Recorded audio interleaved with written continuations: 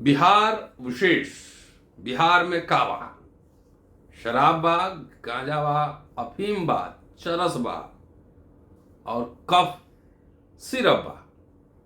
दोस्तों, रतन लाल बोल रहा हूं। काम की बात में आपका स्वागत है और पेश है अम्बेडकरनामा। 6 साल पहले शराबबंदी लागू हुई थी।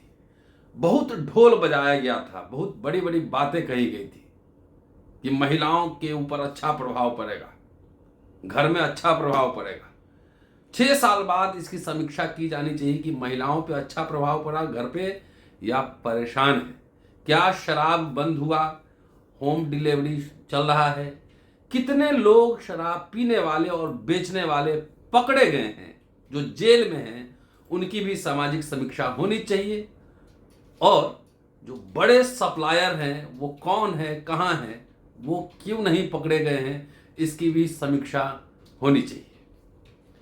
दोस्तों, इस पर जन चौक में राहुल ने एक शोध परक लेख छापा है और फील्ड से जाके उन्होंने कुछ इश्यूज उठाए हैं और समझने की कोशिश की है। उसी लेख के आधार पर, उसी लेख को मैं आपके सामने ला रहा हूं कि आखिर शराबबंदी से कितना लाभ हुआ, बिहार के लोगों को कितना नुकसान हुआ। क्योंकि शराब पहले से ज़्यादा वहाँ मिल रहा है, ब्लैक मार्केटिंग हो रही है, होम डिलीवरी हो रही है। तो जो लेख है इस सिलसिले में, टाइटल बहुत ही दिलचस्प है कि शराबबंदी की आड़ में तेजी से बढ़ रही है गांजे और चरस की खपत। लिखते हैं कि किशनगंज जिला के ठाकुरगंज प्रखंड के कनकपुर के रहने वाले कन्हैया किशनगंज नशा मुक्ति केंद्र में लगभग 1 साल से इलाज करा रहे हैं। वो पहले शराब का सेवन करते थे। शराबबंदी के बाद उन्होंने गांजा का सहारा लिया। बताते हैं कि शराबबंदी के बाद गांजे का नशा ही एकमात्र सहारा था, क्योंकि गांजा सस्ता नशा था। ये गांजा सस्ता भी था और आसानी से मिल भी जाता था। पूरे दिन काम करने के बाद अगर नशा ना करूं तो नींद नहीं आती थी। अभी स्थिति ऐसी हो गई है कि एक दिन भी अगर गांजा का नशा ना करूं तो शरीर में अजीब सी सिहरन होने लगती है। बिहार में कन्हैया जैसे लोगों की तादाद लगातार बढ़ती जा रही है, जो स्विच ओवर ऑफ ड्रग्स की समस्या से जूझ रहे हैं। मतलब शराब नहीं मिलने पर दूसरे तरह के नशे का सेवन करने लगना। किशनगंज नशा मुक्ति केंद्र में काम कर रहे विवेक बताते हैं कि जब शराब खुलेआम बिकती थी तब एक भी मरीज नहीं आता था। शराबबंदी के बाद जो लोग आ रहे हैं वो शराब से ज्यादा गांजे और कोरेक्स सिरप का सेवन करने वाले आ रहे हैं।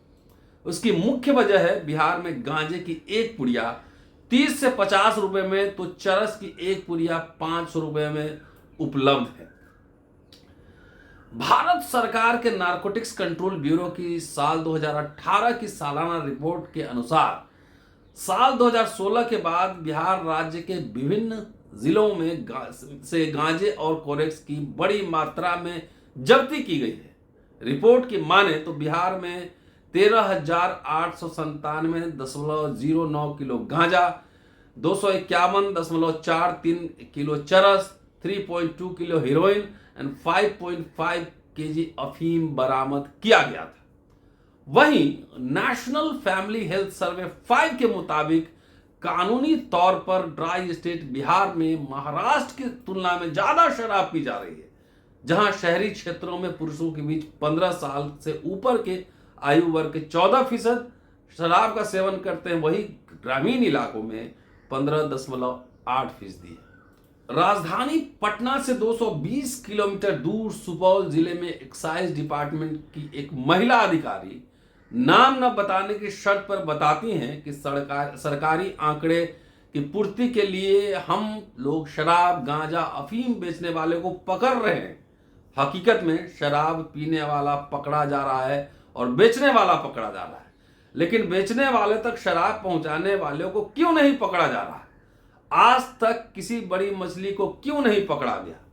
जहरीली शराब से जो इतने लोग मरे हैं, कितने लोगों को गिरफ्तार किया गया है? सब खाना पूर्ति के लिए होता है। बिहार के सीमांचल और कोसी इलाके में पूर्णिया शहर को स्वास्थ्य व्यवस्था के लिए सबसे बेहतर माना जाता है। पूर्णिया के मानसिक रोग विशेषज्ञ आशुतोष कुमार झा बताते हैं कि कोसी और सीमांचल बहुत पिछड़ा इलाका है। इस इलाके में अपने जीवन यापन की चिंता को लेकर पहले लोगों को पागलपन का दौरा ज्यादातर आता था, लेकिन विगत 1-2 सालों में सबसे ज्यादा मरीज नशा की वजह से आए हैं।